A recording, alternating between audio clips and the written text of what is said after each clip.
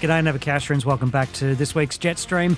And it's 2 weeks in a row. It's almost unheard of with, our recording schedule being very sporadic this season. But hopefully this is going to get as many as we can in before the Christmas New Year break we'll see what everybody's availability is going to be like. I've got some holidays coming up, so I'm pretty stoked with that. But everyone else is probably going to be busy, but we'll cross that bridge when we come to it.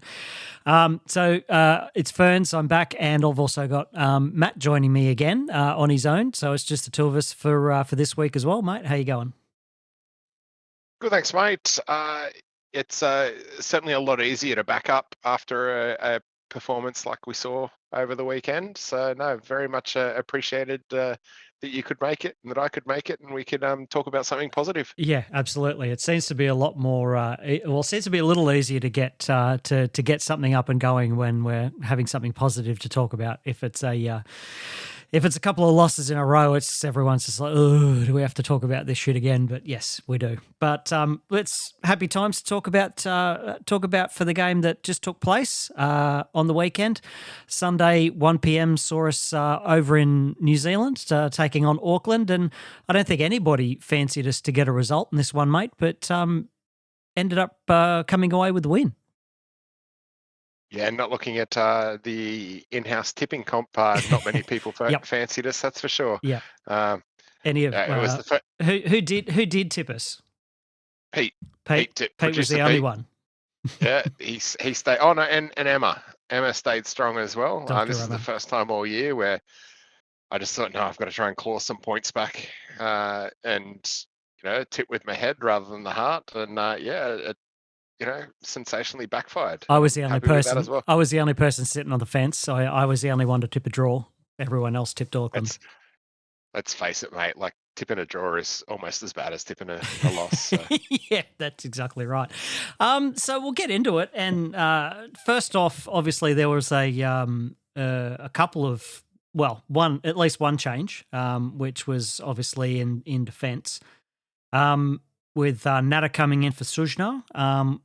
Apart from that, it was the same starting lineup as the Perth game, but completely different mentality, drink boats. And what did you see as the major differences between what we've seen the last couple of games when we talked about having issues in the midfield and not covering and everything else? What was the difference between what we've seen previously and what we saw in this game over at Auckland?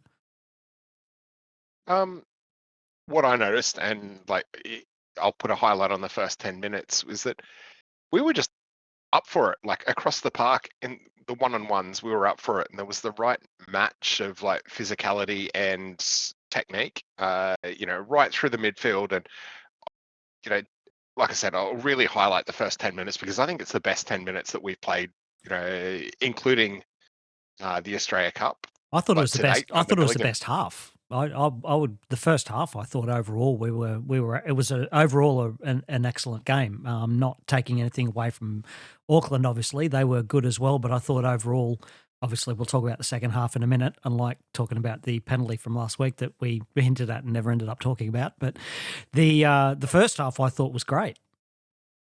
Yeah, we just really seemed up for those one-on-one duels, the passing in midfield and the shielding and the quick turns, and like I said, just the extra physicality that I think that all the players went out there with the mindset that we are playing, a top team, and unlike 3-4 weeks ago playing against Sydney where they sort of went into their shells a little bit, and if there was a slightly loose pass or if it was a 50-50 ball, we just didn't seem up for it.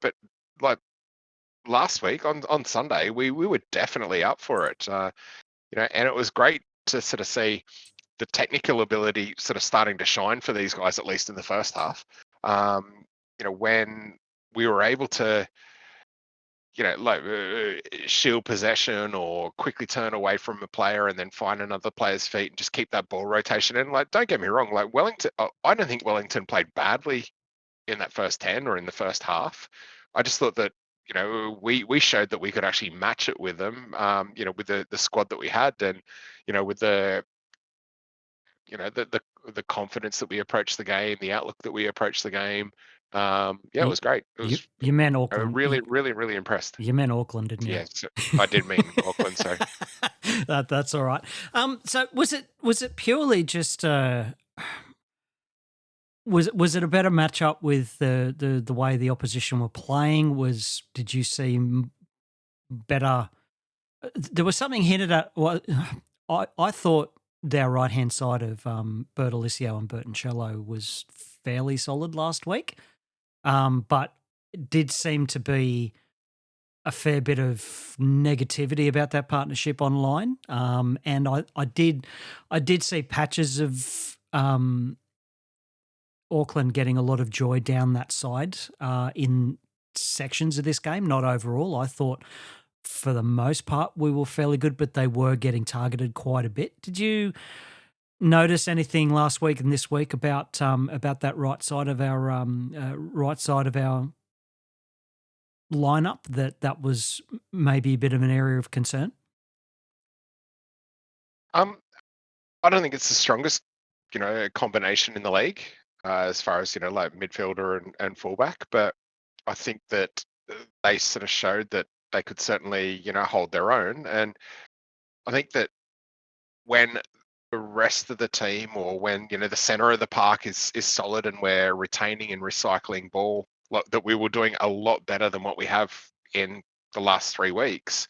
It takes a lot less pressure off like, I'm not going to call them the weaker link, but maybe the less experienced combinations, because Auckland can't target and attack down one side if they can't get good field position, and we were just at them for the entire game. Like, there weren't any easy passages of play where they could, like put a foot on the ball and reset a formation, because the press seems to be, it wasn't over the top and we weren't getting dragged out of formation, but it was very consistent. And There, coordinated? there, yeah, and coordinated. There wasn't um, we didn't lose that midfield arm wrestle, which I sort of felt that we had, for the last couple of weeks, like that. You would see us maybe start strongly, like Sydney game, case in point. Oh, but then again, that was, I guess, a little bit against the run of play, but when we scored, but we didn't allow them to gain momentum and consistently apply pressure. So they weren't able to get into that right attacking sort of mindset, or constant attacking mindset, because we were able to break up play. There were like a lot of good challenges right across the pitch. Like, I thought Dobson was great. Yep. Grozos had a fairly good game. Adelado, you didn't see the attacking output maybe that he was more renowned for earlier in the season, but we saw the engine sort of come out, and Burgess like had a cracker as well. So just sort of that sort of central block that we had worked really, really well, and like they were definitely up for the fight, which I was worried, and I think I mentioned it multiple times during the pod last week, that I was worried that we were just going to get run over because maybe they weren't in the right headspace after the last couple of results that are going against us, with some pretty poor results as well. But yeah, whatever was sort of done during training to get them up for this week, just sort of needs to be replicated. Yeah, well, that's hopefully that's the formula going forward that we're going to be able to.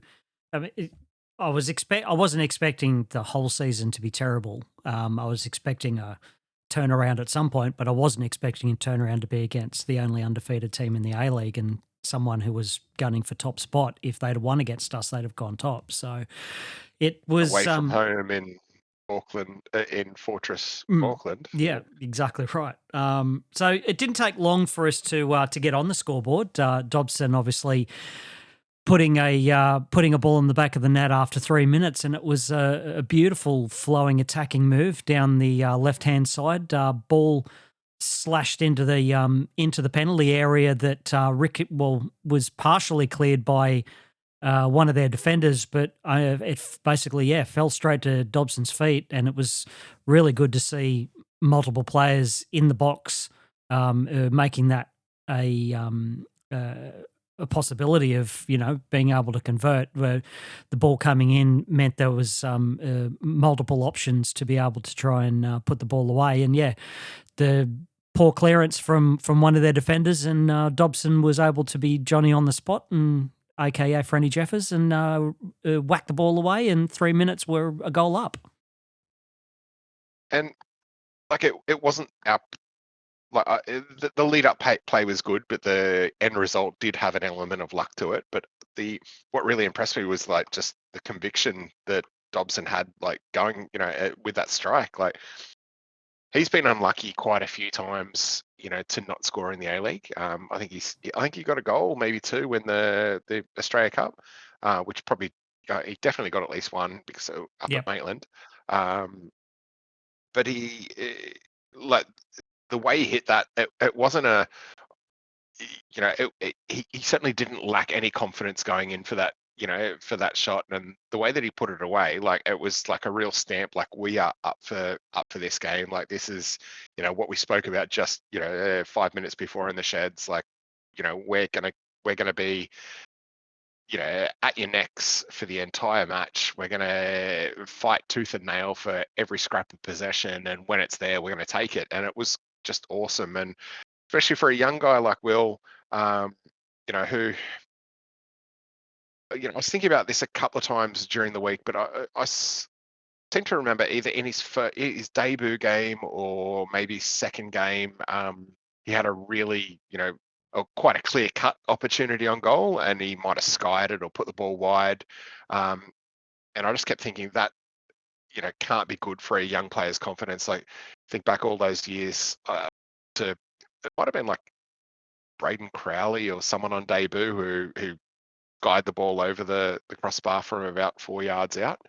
And then we just didn't sort of see him again, or like he got 5 minutes here and there, and then went to City, and James Vigili. That was no, it definitely wasn't Vigili. It was a striker that came from the MPL, so it was another local guy. But I thought it might have been Crowley. Could have been.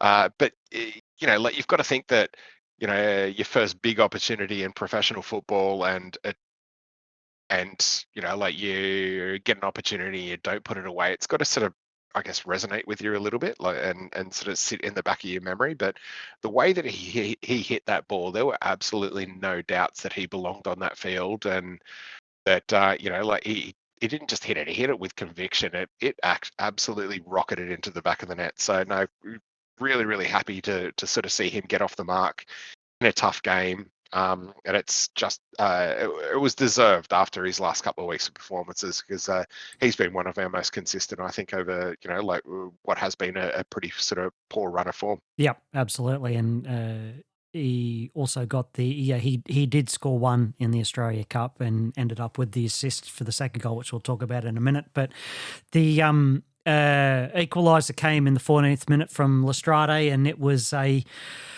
I'd probably go so far as to say defensive lapse, not covering the players, and it was good to see that we actually learned from that mistake, because I saw them try that a number of times again to see if they could score off it again, and we definitely adjusted our shape and the way we dealt with those balls into the box. So. Unfortunate we couldn't keep the first one out, but we did learn from our mistakes from what I saw, and we were able to keep them at bay when they tried that again.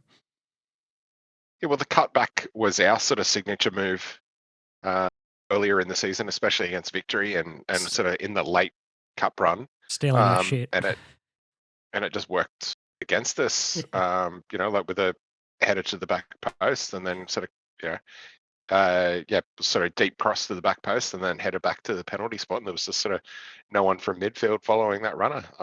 Not much, that Delianov could have done about that one. But it sort of would have let the boys know that they, even though they'd had the good start, that the game wasn't over by any stretch.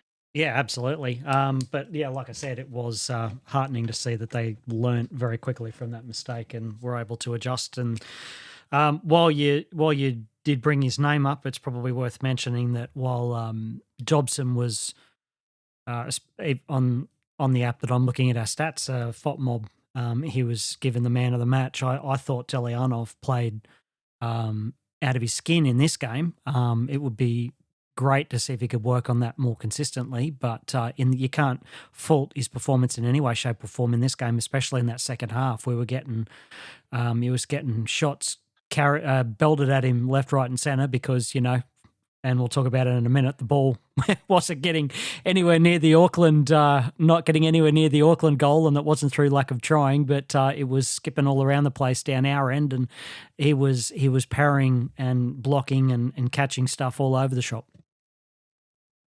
But he was fantastic, and like as much criticism that he's copped for, probably certain aspects of his game, like namely, when to, come out and meet the ball. He's a great shot stopper. He's sort of proved that. Well, we're 6 games into the season plus the cup, but I would say he's our best shot stopper that we've had in goal in at least 10 years. There's certainly aspects of the game that he could work on. But yeah, he had an absolute blinder, and given that they sort of weren't playing, the sort of through balls, and we were maybe a little bit more defensively adept this game, that we weren't sort of seeing the 2-on-3s, and it's much easier when realistically you're only playing on half a pitch. Yep. To stay compact and in formation. But no, he had a absolutely fantastic game. He's right up there. And yeah, so first half and closed out with in the 41st minute with Lockie Rose getting onto a through ball that nobody expected him to get, including all of the Auckland defenders who all raised their hand and all were wrong because he was definitely onside, and the replay showed that. And that was Will Dobson putting the ball through and Lockie getting on the end of it and whacking it away, and Jets are 2-1 up before half time. I don't even think Lockie knew that he was onside, though, to be honest. Like, judging by the very muted celebrations, he was a good he was a good meter onside. Yeah, there was definitely 4 or 5 checks back to see whether the flag had gone up yet, and he was very relieved when it didn't. And like as much as it might have been the intention from Dobson to play the ball through to Rose, I think it came off about 6 legs before it got to him, but. It was probably just a lack of urgency from Wellington, which we set at Auckland, which we've certainly been guilty of many times. Yep. Just having Rose like on the spot and hungry and just doing what he normally does, which is be a pest, like to the opposition defenders, and he slotted away. It was a very underwhelming goal, when you compare it to the first one. It was like, they score. They scored. They might have scored. Oh, yeah. It was that was a goal. Oh, we're 2-1 up. Wow. But yeah, you're not going to put it in the highlights as far as goals of the season. That's for sure. No. But at the end of the day, like it could possibly be one of the more important goals that we have scored in the season. Yep, but they all count. Doesn't matter how you score them. Exactly.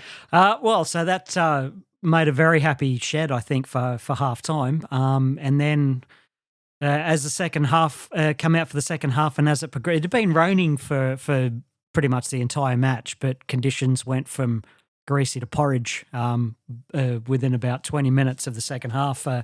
It was absolutely torrential, and I don't like watching how that ball was just not running along the pitch as we were attempting to play the ball on the deck, and the deck basically was 98% water and 2% grass. Like when do you?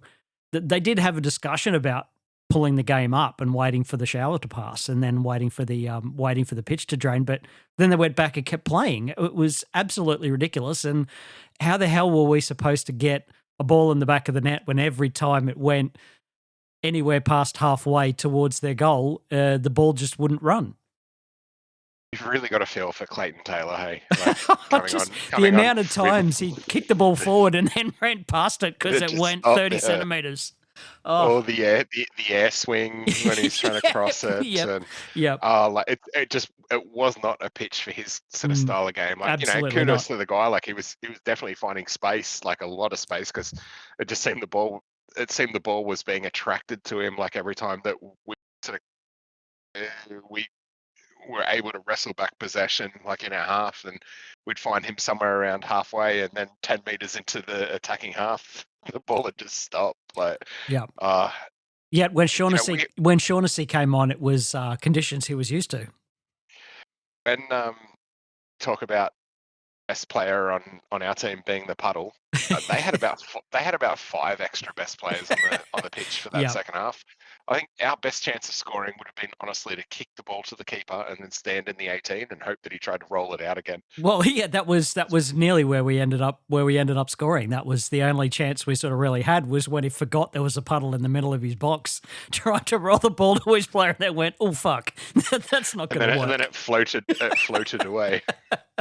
Oh, yeah, but like, and getting back to a serious question, like, surely there's got to be a threshold where you pull the should have been game up. stopped. It should have been stopped. Like, the ball wasn't rolling.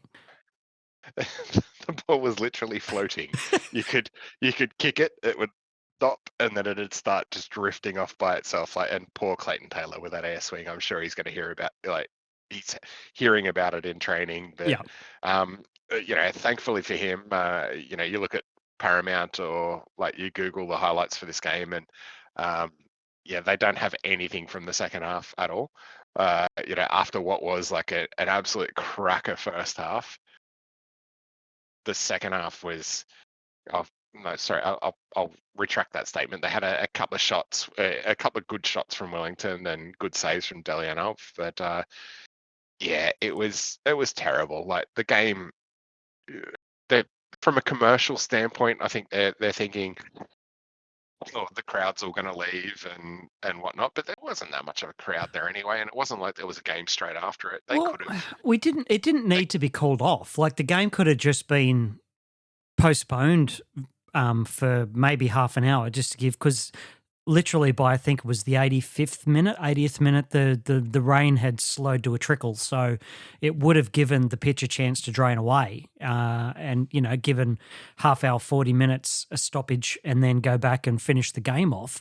Surely that would have been better for a spectacle. Like, we wouldn't have had to have send everyone home. Like, they've stopped the game before for lightning, so there's no real reason why you can't. Not that for a broken goal as well. Yeah, for well, like that's 2 right. hours. Yeah, and I mean, because this was a game, and I was so I obviously wasn't watching this game live. I was working. Well, actually, I was asleep. I was on night shift, so I did see the score when we finished, and had no context around it. So it was very interesting watching the game back after seeing a couple of hints as to what had actually gone on, especially in the group chat talking about Mr. Puddle. But the surely would have been. This was a game where it would have been so easy for the Jets to fold under pressure, because, we couldn't get the ball up into their half. The ball was running properly where we were, in our half, we were defending, but we were able to, thanks to Delianov, able to kick the ball out of the net. But it was heartening, at the very least, for us to be able to defend well enough to be able to keep the score as it was, and come away with the 3 points. So I did have a point in there somewhere. I think it might have got away from me again, but it's a game where we ordinarily, I think, especially with us not being able to get up the other end to try put the ball away, and them having all the advantage down our defensive end, ordinarily I would have expected us to lose, but we didn't. I suppose that's the point that I was trying to make. It was a game that we had absolutely no right, to win, even without the conditions.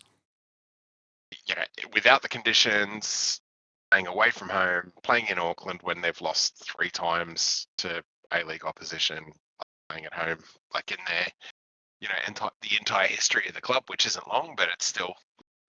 I'd like to go 3 times in a season without losing at home. And then not being able to play the style of football that that we're trying to implement. Like it's things. It went from tough to near impossible, and the guys were still able to hang on and keep that lead. That they'd fought really hard for in the first half, and hopefully that goes a long way. And sort of carries over to future matches, because we certainly needed a turning point. And like we're not that far into the season. Like I said, was that round 6? Yes. Yep. So we've certainly got plenty of games to go. Hopefully that's a bit of a turning point. Like we've gone through those couple of matches that we knew that we had to lose at some point, and we've gone away from home. We've won when we're expected to. We've won in conditions that we're not expected to. We won when not only were against us, but the and the weather was against us. Like unstoppable. We're going to win the league. God, don't jinx it now. Look, having a look at the player ratings on FOTMob, some really high scores. Bertolicio and Wilmering both with an 8.1. Lockie Rose with a 7.6, along with Max Burgess. Grozos 7.5 in the middle of the pitch, and Delianoff 7.3. So Dobson was given the highest score of 8.3 for a man of the match performance, but the fullbacks scored really highly. Max Cooper with a 7.2. Natta was a bit lower, along with Battleado and Bertoncello, but I thought those three players with the lower scores actually performed pretty well. But really good performances from Dobson, Burgess, and Lockie Rose. I thought they performed really, really well. Lockie was everywhere, running at everything as he usually does, and just gives us that mongrel up front that we need. We get good performances out of Ben Gibson when he comes on, but you just get that tireless physicality from Lockie Rose, whereas you seem to get more sort of guile and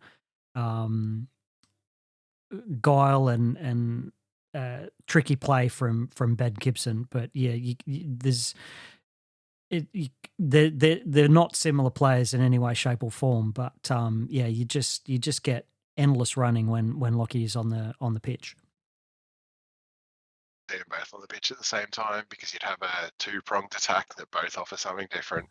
Lockie getting in behind every time, and Ben right on the shoulder of the last defender, and being able to hold up the ball. Like that's the aspect of the game that he brings to it, is that he holds the ball up really well and he brings other players in. And Lockie's just a pain in the ass. And sometimes I think we need, why can't we have both? Yep.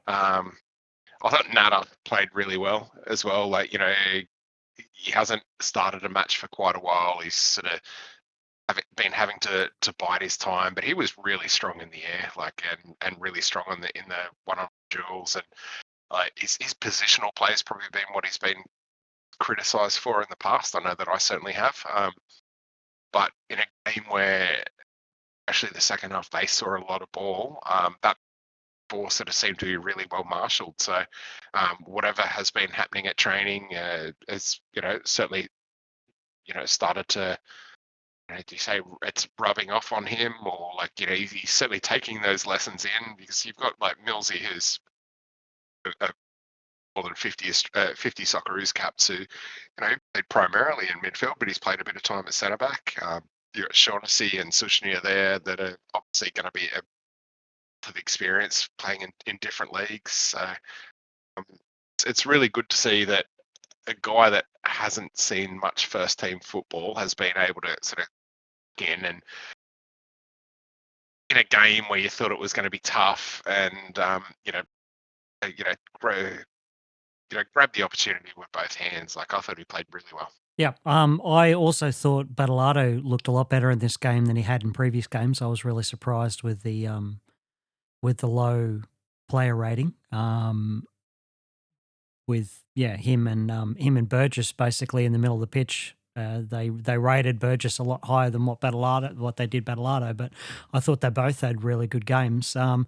Probably not much point talking about anybody that came on in the second half due to the conditions that they were playing in. And to be honest with you, I didn't even realise Eli Adams came on in the 72nd minute. To be honest, I only saw Bayliss and Taylor getting on the ball and Shaughnessy playing like he'd always. It was basically just a Saturday afternoon in the Scottish Premier League because these are the conditions he's used to. And yeah, I didn't even realise that Bayliss had come on in the 72nd minute. Adams had come on in the 72nd minute to be even on the pitch, which was quite hilarious. I only even realised that when I was just looking over the substitutes to basically say there's no point talking about the substitutes. I remember him saying the name,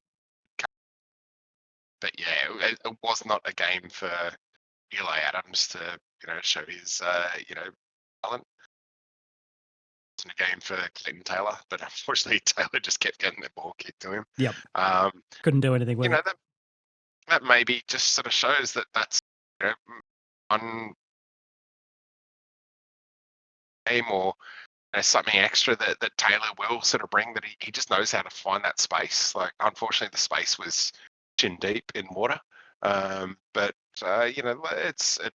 it's well for the future that we've got more players out there, in that sort of front third that be able to add something to this team.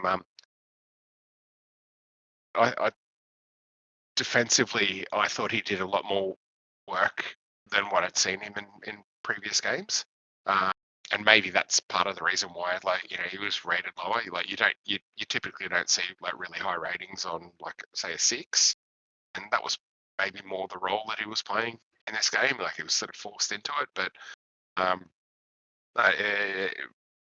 anything bad to say about him, that's for sure. Yeah, absolutely. Right. Well, that's pretty much all we can discuss with regards to that game.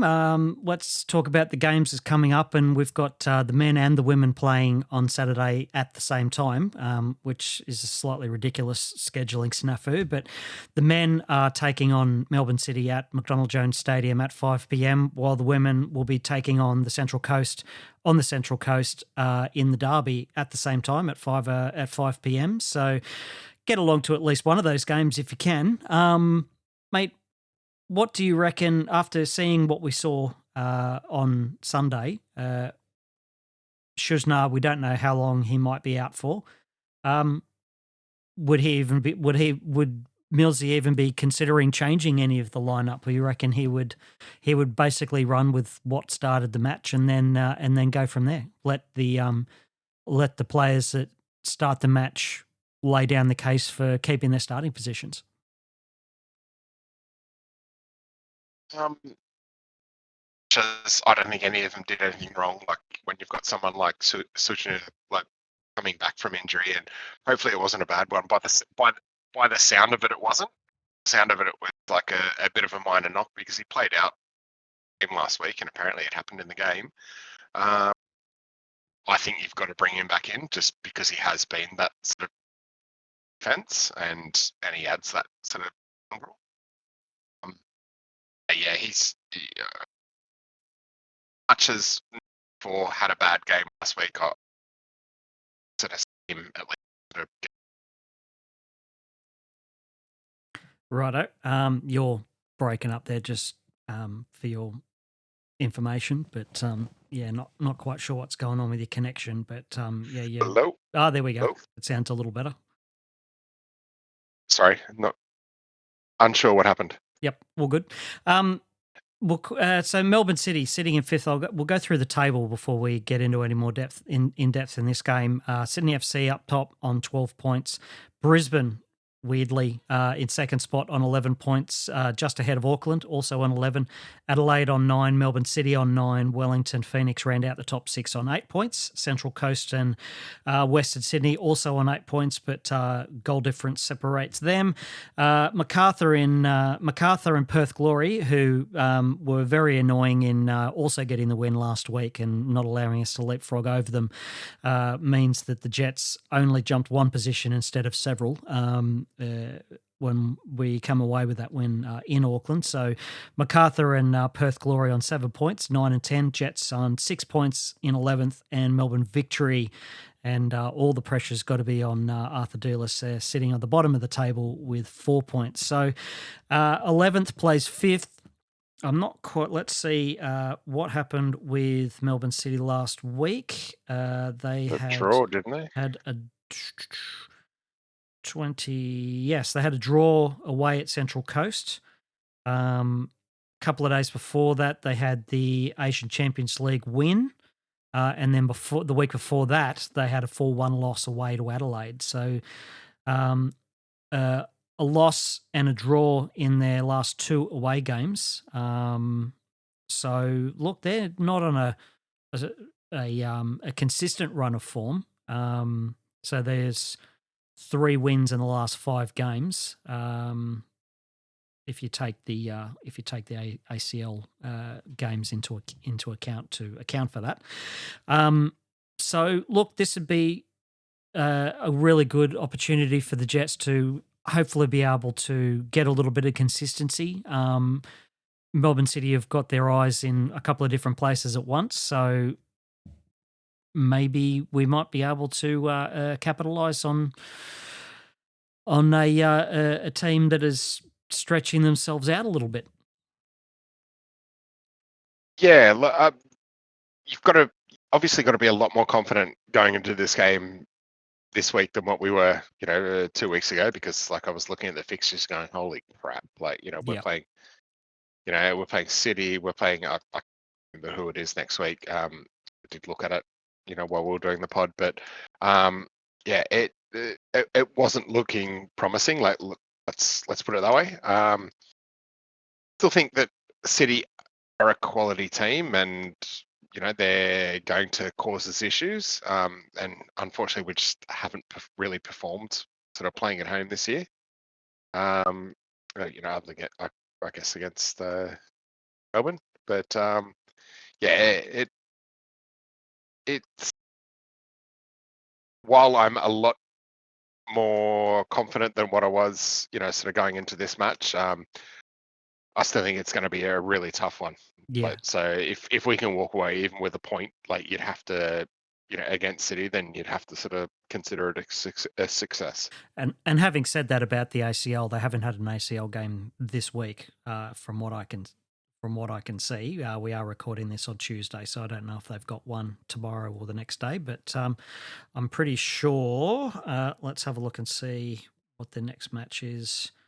Yeah, no, the next match is us. So yeah, they haven't got any ACL commitments this week. Looking at their lineup for the game, that took the field against Central Coast, Beach in goals. Obviously coming off really good performances with the Socceroos. Kudleshi, Ferreira, Supere, and Bajic across the back line. Truan, Schreiber, Romani in the midfield, and Kanamori, Caputo, who's been performing really well for them, and obviously we all know Naboo also playing across that front line as well. Who? Yeah. He did play for us at some point, but yeah. But look, I'd be that front three is one that's going to be one we're going to have to keep an eye on. And and their midfield, because they've got quite a strong midfield, and like they were a pretty stingy defense last year as well. So across the park, like this will just be another test. This is almost another Auckland at home. So whatever confidence that the guys could take out of last week, they certainly can't rest on those laurels. So it'll be another I guess like the midweek team talk from Millsy to say, like, you guys need to really step up. This is professional football, and if you're not on your game, it'll be like an absolute shellacking. It'll be another sort of Sydney result. So as much as like we can talk about the the great result from last week, and how it was good to see the boys really step up, like they just need to start doing it consistently.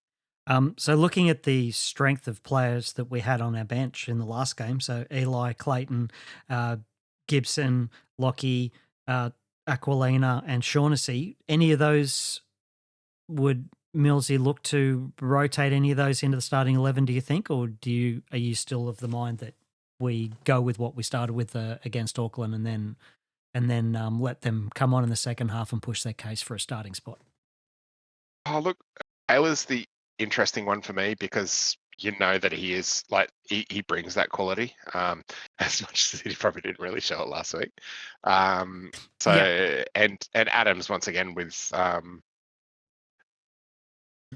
the goals and the creative play, I guess, that he brings to the team. He's sort of certainly got to be considered.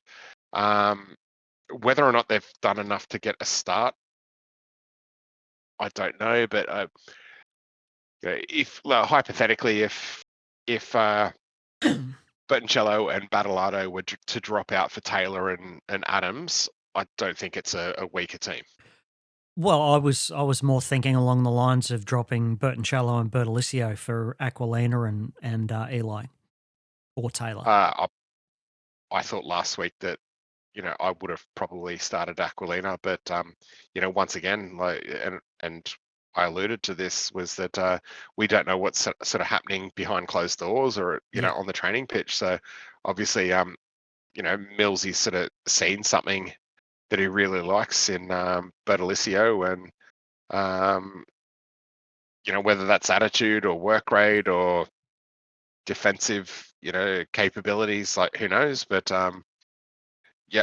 after last week, I think Aquilina, as much as he has been sort of one of our better players, over the last couple of years, like I don't think he's necessarily done enough right now to win his spot back. Or I don't think Bertolicio has done enough to lose his spot anyway. Yeah. Well, the only reason I thought that Millsy would probably go for that would be due to the fact that was the more solid part. That was the solid partnership of last season down the right hand side of Aquilina and Taylor, and was the major part of, or the major positive out of last season under Rob Stanton. Obviously, the rest of it wasn't all that crash hot, but the last 2 seasons of Clayton has been, and it was the reason why he was agitating for a move in the off season, because he'd performed really well, and that was the side of our the side of our game that was performing really well. So but we know what Millsy's done. He's definitely preferred youth and thrown his trust in the youth. But it would be interesting to see what he does in this game. I'm probably of the same opinion as you. I think he's probably going to end up going with the same starting lineup from Auckland, and then look to bring those players on maybe a little earlier in the second half, basically see how the game unfolds as to when he brings them on. But I would be keeping a similar bench to what we had, but it's going to be interesting to see who drops off that bench if Shujnar is available. But we don't know. We don't have any behind the scenes info as to whether that was just last week that he was out for, because he didn't travel with the squad at all, so he had no chance of making the squad. He was left at home. Whether it's just a 1 week thing, or whether it's maybe a few weeks on the treatment table and then work his way back into the team, we don't know. But obviously that's something we're going to find out this weekend, and also maybe a little bit earlier when they release the match day. They release the squads when it comes to Thursday, mate. So we've pretty much all the prediction we can do. I can predict that we're not going to get anywhere near the rain of that we got over in New Zealand. In fact, it's going to be the complete opposite. I think they're predicting nearly 40 degrees on Saturday. So that's going to be fun. But nothing we're not used to in the A-League in the middle of summer. But what are you tipping for the result in this? I'm going to do what you did last week, fans, and just sit on the fence, because I've just found that when I don't pick a Jets win, we win. So I'll take the reverse psychology. I can't remember whether I think it might have been Clarkey that was sort of saying that was his reasoning behind it. Yep. But I can't force myself to, select another loss for the game. But it'll be a positive, I think, if we can walk away at least with the point at home. Oh, that was going to be my next question. Would a draw suffice after an away win, or would you be expecting, or would you be hoping for a win at home? Would a draw be a positive in your eyes? I'm always hoping for a win at home. Would a draw be positive? Yeah, a draw would still be a positive result. Given the start that we've had and the team that we're playing, I'd be happy with a draw. I'm bouncing between us win and draw. I'm not sure. Do I be bullish and go for a win? Yeah, no. I've been bitten too many times by playing Melbourne City, and hey, it can only if we win, I'm happy. If it's a draw, well, hey, I've picked it correctly. So yeah, I'll go for a draw as well. But fingers crossed for a win, and fingers crossed I might actually be able to get to this game. I've got the weekend off, so yeah, Saturday evening, 5 p.m. at McDonald Jones Stadium. Get down there. Now we'll quickly cover off the tips for the rest of round 7, which starts on Friday night. 2 games on Friday night, actually. 7:35 p.m. kickoff from Campbelltown. Macarthur hosting Melbourne Victory. And yeah, I'm going to go on Macarthur win in this one, even though they're both not performing very well. Like I said, the Macarthur are sitting there in 9th. Melbourne Victory just don't look at the races at the moment, and it's probably if they lose this game, I think that it will be very close to seeing the end of Arthur Dearless in the hot seat at Melbourne Victory. So I'm going to pick a Macarthur win, or do we pick a draw and hope that the stretch it out for another couple of weeks? I would not pick Victory at this stage. Even if it was 100 to 1, I'm definitely going Macarthur. Righto. The late game on Friday night, 9:45 p.m. from HBF Park. The Resurgent Glory, 2 wins in a row, although they are coming up against Western Sydney, who came off a 1-0 win in the derby last week. So, look, both of them coming off some morale-boosting wins, especially when it comes to, both teams, actually. I think Wanderers were, obviously, with the size of the club and everything else going on, people were not happy with how that was going. But long trip over to Perth. Both of the teams, Perth having won an extra game on top of Wanderers. Who do you see in this one? Hard to pick, I think. It's funny you say Wanderers are a big club. They might be a big club, that they're showing they're still not a very good club. I'm still probably going to have to go Western Sydney, though. I've been burnt too many times by Perth. Thought they were very lucky against us, or to face us like at our lowest point. And last week, I don't think they played necessarily badly, but I don't think they played against the team playing well. So I've just got a feeling that Wanderers are going to sort of step it up and probably come away with the points there. I'm going to go with the draw, I think, as positives and negatives on both sides. All right, the early game on Saturday, 3 p.m. kickoff, Auckland hosting Wellington in the Kiwi Derby. Wellington, I don't think, have won any of these so far, and I'm not picking them to win this one, but I am picking a draw. It's 3 draws so far. What do you think? Yeah. Sorry, who was at home? Wellington at home? Auckland. Auckland at home? Okay, yeah, they're playing this in Auckland. I'm going to go Auckland. I think they'll be itching to make up for it after last week. They're going to be pretty disappointed. I can't imagine sort of 2 anomalies in a row like at what has been a fortress. So. Oh, look, I'm picking Wellington being fairly positive this season, and I think after all the runs of losses they've had in this fixture, I think to get away from Auckland with a draw would be a positive for them, to be able to start turning the ledger around in this particular fixture. So yeah, I'm going to pick a draw between Wellington and Auckland. Obviously, we've picked our game at 5 p.m. And then this is the third game on Saturday, 7:35 p.m. kickoff from Central Coast. Central Coast hosting Sydney FC. As much as I hate to tip them, I'm going to have to pick Sydney in this one. It would be very, very difficult to not pick Sydney.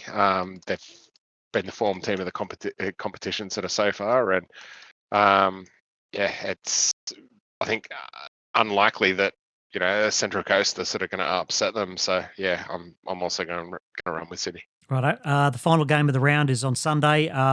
Later kickoff than expected, 7:35 p.m. I think this one's probably game of the round. Adelaide hosting Brisbane at Cooper's Stadium. This is going to be difficult to pick as well. Both of these teams performing fairly well this season. A couple of unexpected results in Adelaide's ledger. I don't know which one I'd pick though. The play of Adelaide or the physicality of Brisbane. Brisbane sitting in second and Adelaide in fourth.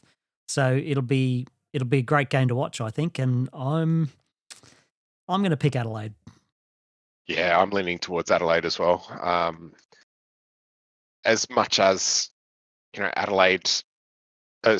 are a physical team. Like Adelaide have got some very, very strong players there, and I mean sort of physically strong when I say that. So I sort of feel like if there is a team that matches up well against sort of Brisbane and what Brisbane brings to the table, it's probably Adelaide. So I'm in agreement, Furns. Awesome. I think it'll be Adelaide. Right. Well, I think that rounds out the podcast pretty well. Kept it under an hour, which is good. We didn't have a massive dissection of negativity to go through, which is great to be able to do that for once. No other anything you needed to bring up or we needed to discuss before we signed off?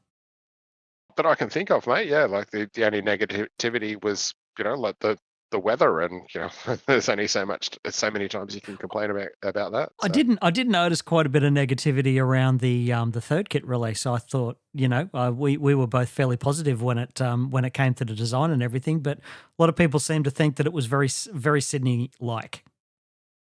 Like I said, I didn't mind it. I wasn't absolutely blown away by it, but I didn't mind it. So but that doesn't surprise me at all if I like something that the general public don't. Look, it's a third kit. I mean, come on. You're not. It's difficult to come up with a design that is for a third kit that everyone's going to be universally a fan of. It wasn't gold, so it's always going to turn 50% of the social media commentators off. So anyway, such is life. It is. Right. Well, that's it. Mate, thanks very much for jumping on and helping talk about something positive for a change. And fingers crossed we can get on and do that a couple more times this season. Oh, my pleasure. And fingers crossed, yes, that we can definitely get on and about something more positive a few more times this season. Absolutely. Righto. Thanks everybody for listening, subscribing, etc. Get along to newcastlefootball.net for all the subscription links to the forums. Hopefully they're a little bit more stable at the moment. I haven't been able to do anything about installing new forum software yet, but hopefully I've done enough in the back end behind the scenes that it's going to not crash on us again. And now that I've said that, you know what's probably going to happen, but fingers crossed. You can get in contact with us on all the socials. We are at Jetstream Newey on Facebook, Twitter, Instagram, Blue Sky, Threads, and YouTube. And if you need to drop us an email, it is podcast@newcastlefootball.net. Until next time, hopefully next week, but I'm not making any promises as usual. Vamos el Jerkos. Go the Jets. Yeah, absolutely.